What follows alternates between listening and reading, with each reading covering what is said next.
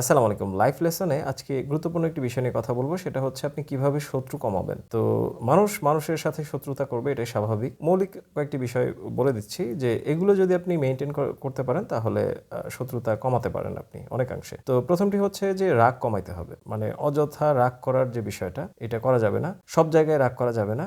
মেপে রাগ করতে হবে এবং কথা কম বলতে হবে। মেপে মেপে কথা বলতে হবে। সব জায়গায় কথা বলা যাবে না। সব বিষয়ে নাক গলানো যাবে না। সেকেন্ড হচ্ছে যে আপনার অর্থ সম্পত্তি এবং টাকা পয়সার যে বিষয়গুলো, মানে ফাইন্যান্সিয়াল যে বিষয়গুলো, এগুলো মানুষের সাথে শেয়ার করবেন না। আপনার এই সিক্রেট বিষয়গুলোকে রিভিল করবেন না। থার্ড হচ্ছে সব জায়গায় উচিত কথা বলার যে প্রবণতাটা মানুষের মধ্যে কাজ করে, এটা করা যাবে না। সব জায়গায় উচিত কথা বলতে যাবেন না এবং অযথা উপদেশ দিতে যাবেন না। আপনার কাছে যদি কেউ কোনো কিছু চায়, মানে পরামর্শ চায়, তখন দেবেন। আপনি যে উপদেশ দিতে যাবেন না। 4 নম্বরে হচ্ছে অযথা তর্ক করতে যাবেন না। মানে আপনার মেন্টালিটি এবং আরেকজনের মেন্টালিটি এক হবে না, এটাই স্বাভাবিক। যদি মিল না পড়ে তাহলে তর্কে জড়ানো, মানে না জড়ানোই ভালো। আর তারপর হচ্ছে মিথ্যা বলা থেকে বিরত থাকুন। অনেক সময় মিথ্যা বলতে হয় নিজেকে বাঁচাতে অথবা সিচুয়েশনকে হ্যান্ডেল করতে মিথ্যা কথা বলতে হয়। তার মানে এই না যে আপনি মানে ক্রাইম করবেন। মিথ্যা কথা বলে ঝামেলা পাকিয়ে দেবেন, এই ধরনের কাজগুলো করবেন না। মিথ্যা পাকাবেন না, মিথ্যা বলবেন না আর কি। তারপর হচ্ছে কাউকে ঠকানোর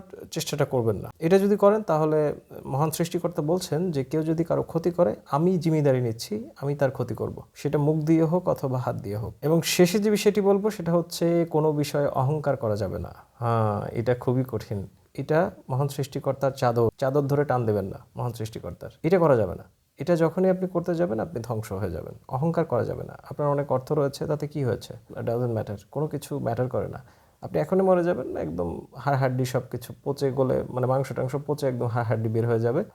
যদি শহরে আপনার কবর দেওয়া হয় তাহলে কয়েক মাসের মধ্যেই ওখানেই আবার খুঁচে আরেকজনকে ঢোকানো হবে। মানে কবর তৈরি করে আরেকজনকে ঢোকানো হবে ওখানে। ঠুনকো একটি বিষয়। অর্থকড়ি, টাকা-পয়সা, মানিজ্যত, এই জিনিসগুলো খুবই ঠুনকো একটা জিনিস। দুনিয়ায় বেঁচে থাকার জন্য এগুলোর প্রয়োজন রয়েছে, কিন্তু তার মানে এই না যে আপনি এগুলোকে গায়ে মেখে নেবেন একেবারে। মানে এটা চিরস্থায়ী করে নেবেন যে এটা আমার জন্য চিরস্থায়ী, সুতরাং আমি যা খুশি তা করতে পারি। এটা এরকম কোনো কিছু না। It's not like that. ভালো থাকুন। আসসালামু আলাইকুম।